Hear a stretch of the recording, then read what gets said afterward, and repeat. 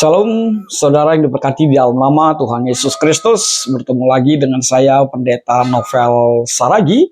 Firman Tuhan yang menyapa kita pada saat ini tertulis dalam kitab Yesaya, pasal yang ke-40, ayatnya yang ke-21 sampai ayatnya yang ke-31. Namun ada baiknya kita bersatu dulu di dalam doa. Kita berdoa. Bapa di dalam sorga, terima kasih Tuhan buat waktu yang indah yang Kau beri bagi setiap kami. Terima kasih Tuhan buat kerinduan ini. Rindu dengaran akan firman-Mu. Berfirmanlah Engkau Tuhan, sebab kami siap untuk menerimanya. Amin.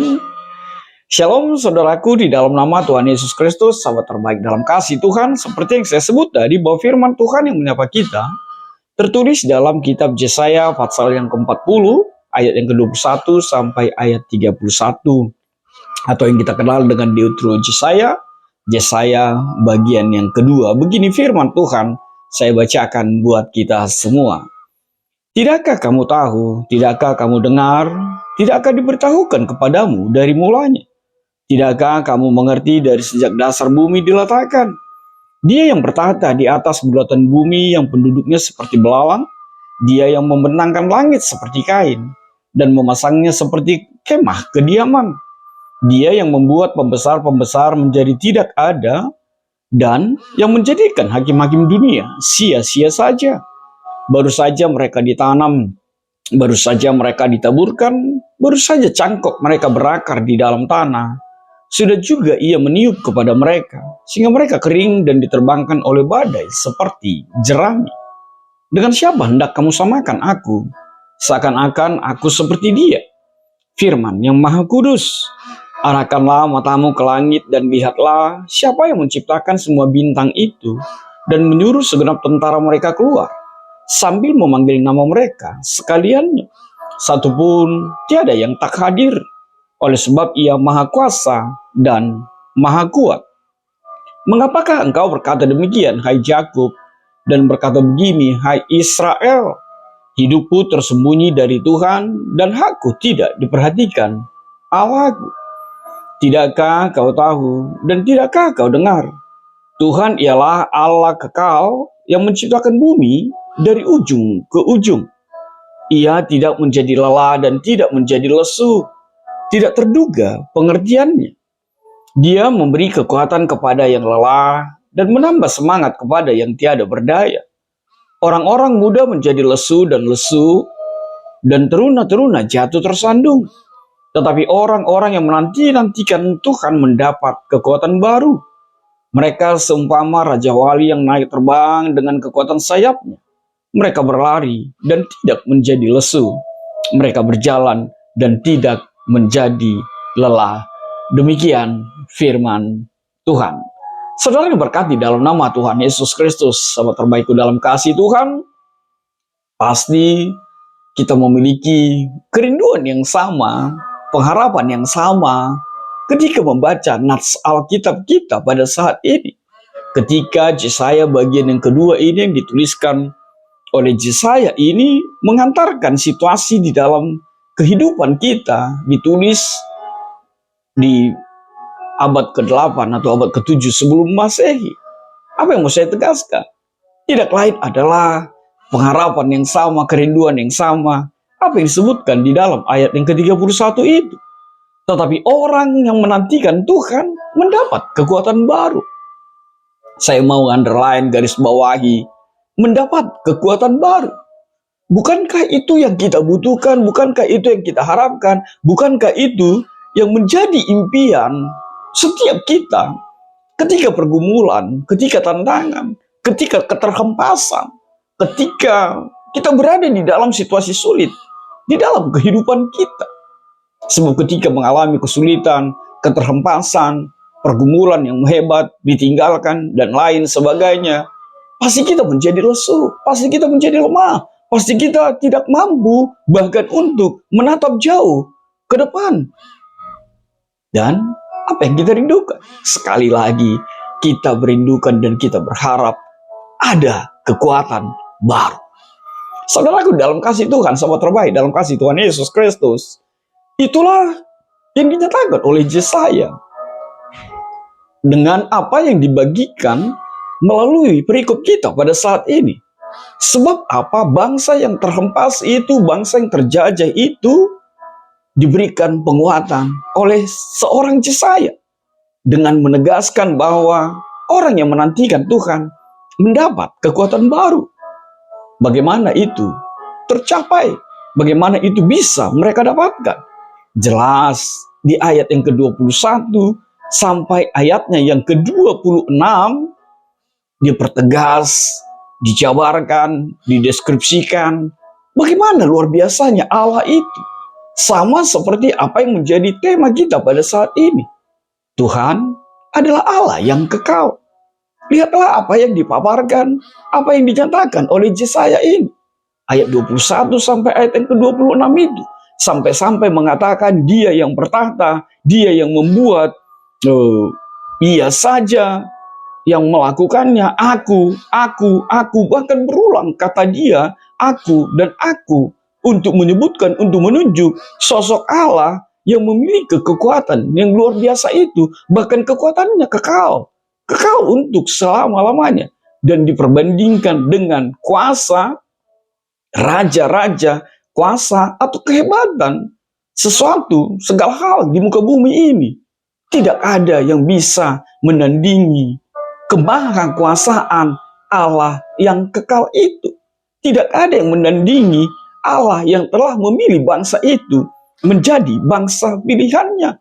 Bahkan lihatlah di dalam ayat 24 apa yang dikatakan, baru saja mereka ditanam, baru saja mereka ditaburkan, baru saja cangkok mereka berakar di dalam tanah, sudah juga ia meniup kepada mereka sehingga mereka kering dan diterbangkan oleh badai seperti jerami. Tak satu pun mampu menandingi kemahakuasaan Allah di dalam kehidupan kita. Itulah maka sepantasnya lah, sewajarnya lah, ayat 26 dinyatakan, arahkanlah matamu ke langit dan lihatlah. Artinya Yesaya mau katakan bahwa segala-galanya, kemahakuasaan, kekekalan ada di dalam Allah Bapa, ada di dalam Yesus yang kita kenal menjadi pribadi yang dihadirkan di tengah-tengah kehidupan kita sebagai manifestasi Allah di tengah-tengah kehidupan ini. Bahkan lebih lagi Yesaya mengatakan, ketika Allah memanggil mereka, ketika Allah menyebut nama mereka sekalian, tak satu pun yang tidak hadir. Kita melihat ketertundukan itu, kehampaan, sesuatu yang tidak berarti di hadapan Tuhan. Untuk setiap kekuatan, untuk setiap kehebatan apapun di muka bumi ini. Bahkan raja apapun yang membuat mereka berada dalam situasi itu. Bahkan Raja Babel, bahkan apapun itu. Kekuatan yang mereka lihat, mereka kenal, yang mungkin membuat mereka merasa terhempas. Itu tidak berarti apa-apa di hadapan Allah Bapa. Oleh sebab itu, saudaraku, di dalam nama Tuhan Yesus Kristus, Yesaya mau bahwa bangsa itu tidak lagi terpuruk, tidak lagi terhempas, tidak lagi mengeluh, tidak lagi menjadi lesu, sebab mereka punya Allah yang penuh kuasa, Allah yang kekal. Bahkan kalau ada kekuatan di dunia ini, kekuatan apapun itu, senjata seperti apapun itu hanya sebuah fata morgana, itu sebuah kamuflase belaka, itu hanya seperti debu, itu hanya seperti angin yang tidak ada apa-apanya dibandingkan kuasa Allah dalam kehidupan kita.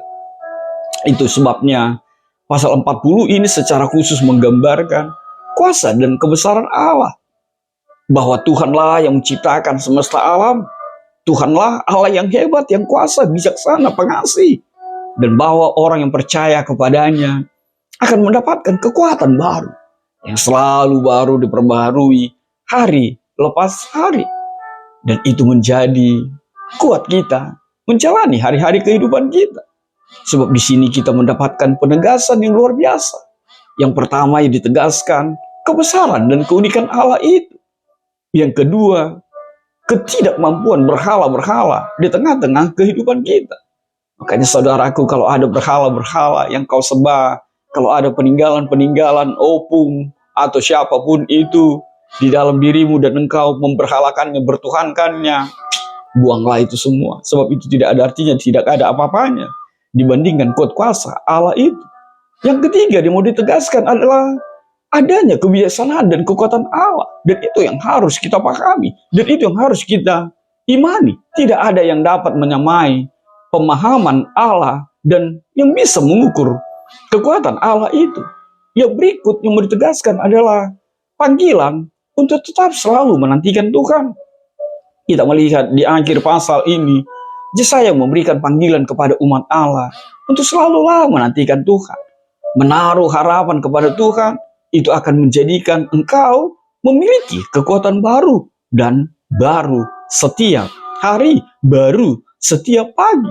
Walaupun memang panggilan untuk mempercayai Allah dalam segala situasi mungkin terasa sulit bagi setiap kita. Tapi percayalah, penantianmu tidak akan pernah sia-sia. Penantianmu di dalam Tuhan akan menjadikan engkau memiliki kekuatan, bahkan melampaui kekuatan sejatinya dirimu sendiri. Lalu yang terakhir yang mau ditegaskan oleh Yesaya tidak lain adalah adanya karya pemulihan, adanya karya penyertaan Allah. Dan kita melihat keseluruhan pesan pasal ini memberikan gambaran tentang Allah yang menyertai umatnya, memimpin mereka melalui perjalanan kehidupan mereka. Bahkan ketika mereka terseok-seok pun, bahkan ketika mereka terhempas, pemulihan dan penyertaan Allah itu ada melekat dalam kehidupan mereka. Bahkan tidak berhenti sampai di situ saja. Penghiburan serta kekuatan Tuhan selalu berikan di tengah setiap tantangan yang mereka hadapi. Saudaraku dalam kasih Tuhan, sahabat terbaikku dalam kasih Tuhan Yesus, lalu apa yang menjadi kaitan dengan tema kita pada saat ini? Tuhan adalah Allah yang kekal. Yang pertama, kaitan temanya adalah Allah yang tak terbatas waktu. Allah yang tidak bisa dibatasi oleh apapun. Allah ada sejak awal. Allah adalah segala-galanya. Alfa hingga Omega. Yang awal hingga akhirnya. Disinilah kita melihat bahwa Allah itu tak ada yang bisa membatasinya. Yang kedua kaitan dengan temanya, ketidakmampuan berhala-berhala di tengah-tengah kehidupan kita. Yesaya menyoroti ketidakmampuan berhala-berhala, buatan-buatan tangan manusia. Bayangkan, masa iya manusia menyembah buatan tangannya, sedangkan manusia itu sendiri diciptakan oleh Tuhan. Maka Yesaya mau mematahkan itu semua, bahwa ciptaan manusia itu adalah kehampaan, ciptaan manusia itu adalah dewa-dewa yang tidak punya kekuatan. Hanya Allah lah yang kekal dan abadi untuk selama-lamanya. Yang terakhir, apa yang menjadi refleksi bagi kita? Refleksi yang pertama adalah imanilah dan hiduplah di dalam kebesaran Allah itu. Yang kedua, tidak ada yang dapat dibandingkan dengan Allah. Dan itu akan menjadi kuat kita. Ketika kita mengimani, tak ada yang bisa dibandingkan dengan Allah. Kuat kuasanya, kemegahannya, kemewahannya, bahkan keagungannya, kemuliaannya. Tidak ada yang dapat dibandingkan dengannya. Maka jangan pernah berpindah ke Allah lain. Yang ketiga, berhala atau apapun yang kau kultuskan di dalam dunia ini, itu tidak punya kekuatan. Dan itu tidak akan pernah memberikan kepuasan di dalam kehidupanmu. Dan itu tidak akan pernah menjawab kebutuhanmu. Semuanya akan terjawab di dalam diri Allah melalui Yesus Kristus dalam kehidupan kita. Masih ingat kisah orang yang minum air sungai, air sumur akan kehausan. Tapi yang minum air kehidupan yang bersumber dari Tuhan Yesus itu tidak akan pernah kehausan. Mereka akan selalu merasakan kelegaan. Yang keempat, apa refleksinya? Berharaplah selalu kepada Tuhan. Panggilan untuk menunggu Tuhan dan menaruh harapan kepadanya, itu adalah yang penting, yang utama dan terutama. Dalam situasi sulit apapun, bahkan ketika mentok dan sepertinya tidak punya kepastian, jangan sampai kita putus harapan, kita kehilangan harapan. Taruhlah harapanmu kepada Tuhan. Dia akan berikan kekuatan baru. Sebab itu janjinya akan memberikan kekuatan baru untuk setiap pribadi yang menantikannya. Yang terakhir, seperti yang saya sebut tadi, mendapat kekuatan baru adalah kerinduan dan harapan setiap orang. Sebab apa? Sebab tidak ada kita yang tidak punya pergumulan tantangan dalam kehidupan kita.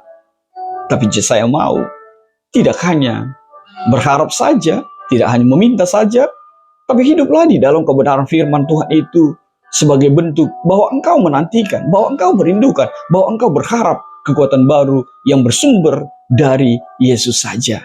Tuhan memberkatimu. Amin. Kita bersatu dalam doa. Bapa dalam sorga, terima kasih Tuhan buat firman-Mu. Benar Tuhan, kami mengimani bahwa hanya Tuhanlah Allah yang kekal dalam kehidupan kami. Segala sesuatunya akan sirna. Segala sesuatunya bersifat sementara. Itu sebabnya Tuhan, ajar kami untuk selalu berharap dan menantikan kekuatan yang bersumber dari Engkau saja. Dalam kasih-Mu Tuhan, kami berdoa dan ucap syukur. Amin.